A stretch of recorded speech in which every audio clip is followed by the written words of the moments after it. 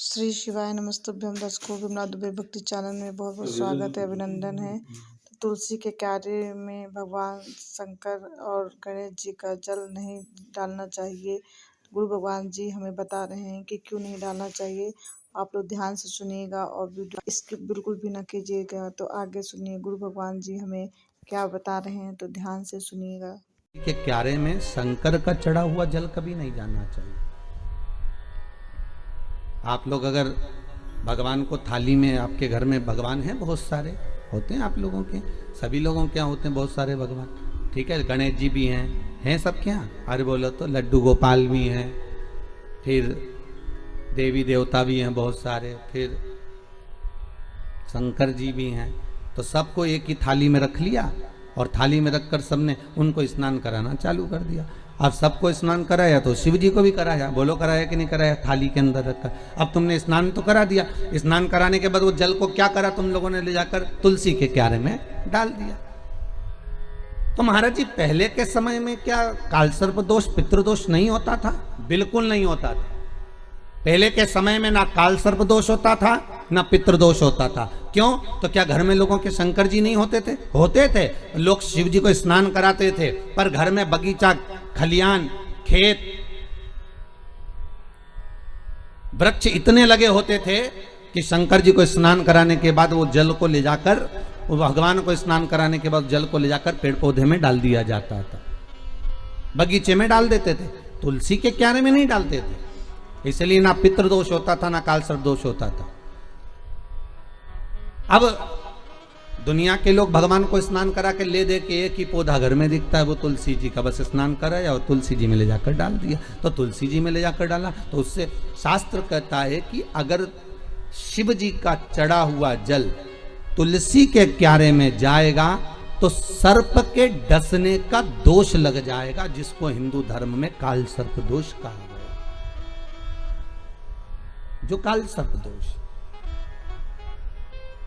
अच्छा, बड़ा विचित्र काम है। कई कई गांवों में आप लोगों ने भी देखा होगा, यहां तो ठीक है परंतु हमने महाराष्ट्र में बहुत देखा।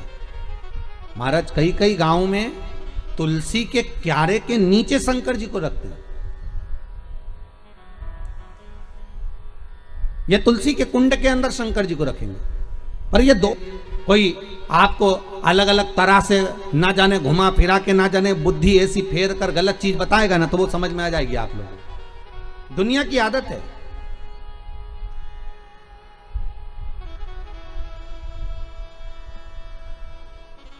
अरे जरा सा गलत देखने पर अश्वत्थामा की बुद्धि फिर सकती है।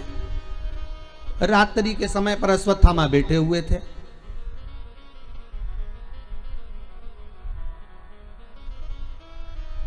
और रात्रि के समय पर अश्वत्थामा बैठे, और बैठे बैठे अश्वत्थामा ने क्या देखा कि एक वृक्ष के कोटर में कौवे के अंडे रखे हुए हैं, कौवे के बच्चे रखे हुए हैं, और एक उल्लू रात्रि के समय पर उड़ता उड़ता आया और वो कौवे के अंडों को उसने, रात के समय कौवा जब सो गया तो उसके अंडों को, उसके बच्चों को मार दिया। किसने? उल्लू ने। अश्वत्थामा ने देख लिया, इससे जोरदार कोई काम नहीं हो सकता।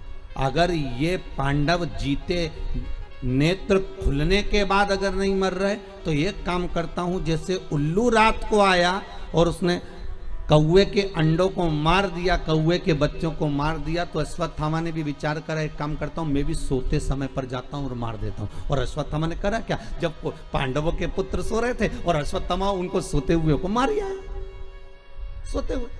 बस केवल रात्रि को एक जरा सा एक लीला देखी और उस बुद्धि में, अश्वत्थामा के उस विवेक में वो समाहित हो गया। गलत चीज लोगों की बुद्धि में तुरंत आ जाती है कि हाँ हाँ, उसने ऐसा करा, उसने तुलसी जी के क्यारे में शिवलिंग रखा तो अपन भी रख लो, उसने ऐसा करा तो अपन भी ऐसा कर लो, उसने यूं करा तो अपन भी ऐसा कर लीजिए। पर शंकर की कथा करें नहीं भाई, ये थोड़ा वंचिता होना चाहिए। महाराज, जो शास्त्र सम्मत हो उसका स्मरण करना चाहिए। पहले के समय में दो दोष नहीं रहते थे, ना पितृदोष रहता था, ना काल सर्प दोष।